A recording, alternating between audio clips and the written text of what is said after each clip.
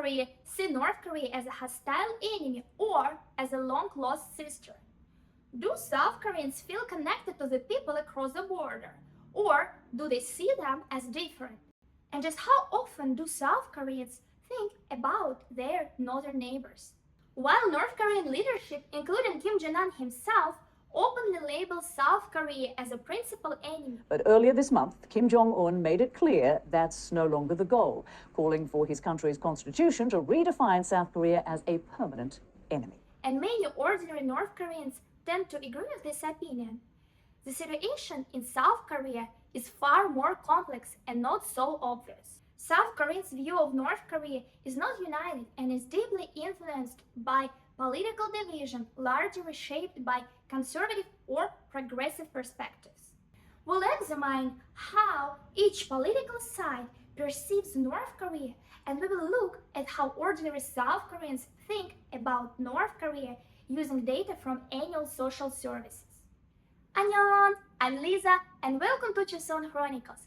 Here we explore non-stereotypical stories about the Korean Peninsula. Let's dive in. South Korea is a deeply polarized society where political ideologies significantly shape perspectives on North Korea. The two main political camps, conservatives and progressives, have defined South Korea's policy and sentiments towards the North over the decades. Operating under a democratic presidential system, South Korea's president holds a substantial authority over both domestic and foreign policies, including those related to North Korea. Each administration typically aligns with either conservative or progressive camps, leading to noticeable shifts in policy with each change in leadership. South Korea's unicameral legislature, the National Assembly, is currently led by the Democratic Party, which leans towards the central liberal spectrum. In contrast, current President Yoon Suk-yeol represents the conservative camp, shaping the dominant approach towards North Korea and the issue of unification. Although the term conservative and progressive may evoke Western political associations, South Koreans' conservatism and progressivism have their unique characteristics. Let's take a closer look at each camp's stance towards North Korea. We'll start with the conservative perspective as it highlights the complexities in recent inter-Korean relations.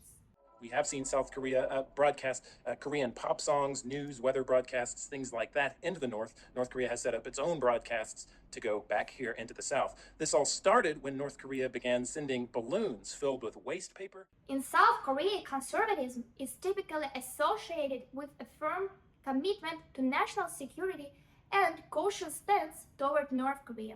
Historically, some conservatives championed a doctrine known as Myeolgon-통일, advocating for reunification through the dismantling of communism.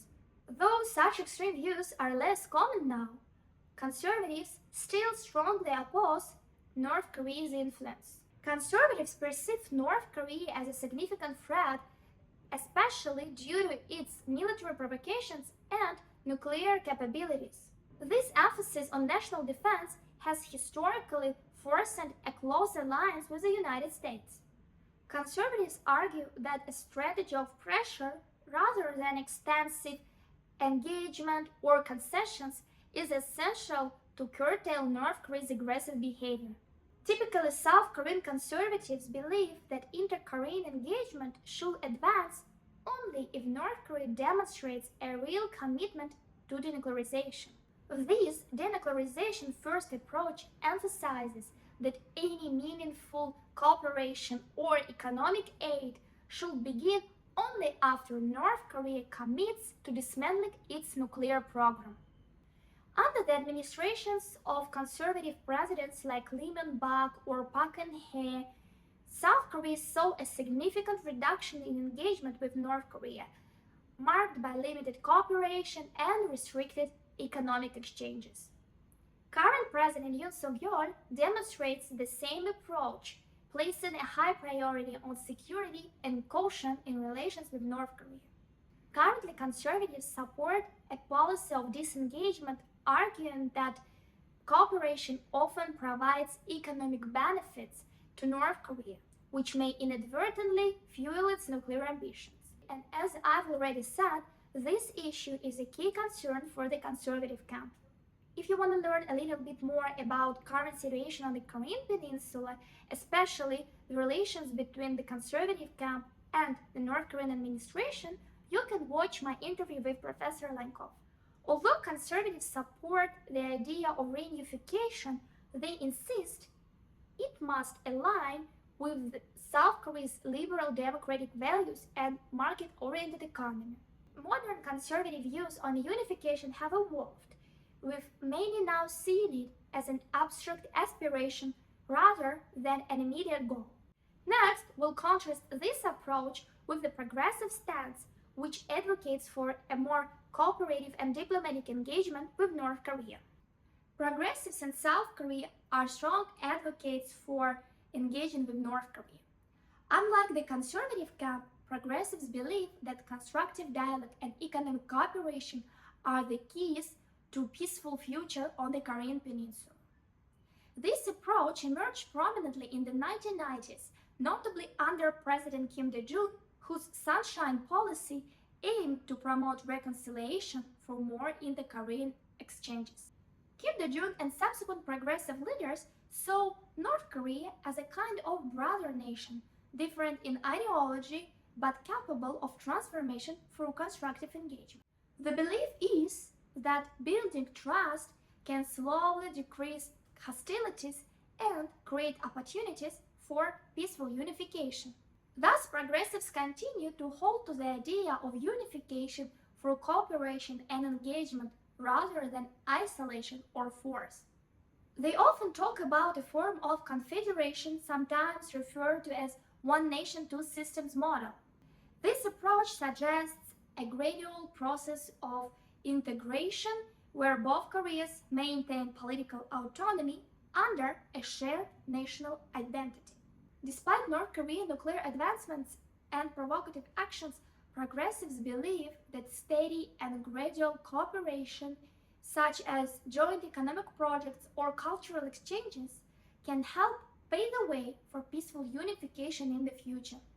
In practice, however, progressives face growing public skepticism regarding the costs of this engagement. The South Korean public is increasingly wary of pouring resources into North Korean engagement, especially when there is no guarantee that North Korea will make any real concessions in return. This reflects a shift in public opinion, with more South Koreans viewing North Korea as a separate state and not as brother. This cooperative approach contrasts sharply with the conservative viewpoint, creating a significant ideological divide in South Korea's ongoing debate over relations with North Korea. So, what does the average South Korean think? Polls indicate that the general public, especially the youth, view North Korea as less of a brother and more as a neighboring country with little direct impact on their daily lives. Many South Koreans today see North Korea as a nearby country with a different political system, economy, and way of life. And unification, once a cornerstone of national identity, is becoming a more distant and abstract concept. Let's dive into some recent data on how South Koreans view North Korea, both in terms of national identity and the idea of unification. The information comes from 2024 North Korea Perception Survey conducted by Korea Research Center on Regular Survey and Public Opinion, which regularly tracks public sentiments on this issue. So, more than half of South Koreans feel a sense of shared ethnicity with North Koreans, viewing them as part of the same heritage. However, about a third see North Koreans as separate ethnic group. This shared identity seems slightly stronger this year, especially among men, progressives, and older age groups, 50s and above. When it comes to how people view North Korea as a country, opinions split. About 32% consider North Korea a separate nation and distinct people, while 31% see it as a single ethnic group but a separate country. And only 22% of South Koreans believe in the concept of one people and one country. Many younger people, particularly those in their 20s and 30s, are less enthusiastic, often view North Korea as a distant country. In fact, 68% of respondents now see North Korea and South Korea as separate nations, with only 24% viewing them as one. 53% of South Koreans feel that unification is still necessary, with stronger support among older groups, men and progressives. 37% of South Koreans with stronger support among conservatives believe that unification is not necessary. If asked about the possibility of unification by 2030, most South Koreans express skepticism. A substantial 87% of respondents doubt that unification could happen within this time frame. However, there is some long-term optimism. About 28% believe that unification may be possible after 2050. This indicates that while near-term unification feels unlikely to many, the future path to unity could still be envisioned. These responses paint a picture of a society where opinions vary widely depending on age and ideology. Older and more progressive groups generally support closer ties, while younger generations are leaning more towards a stable and separate future. South Korea's perspective on North Korea is multifaceted. Views on North Korea are sharply influenced by political division, primarily between conservatives or progressives.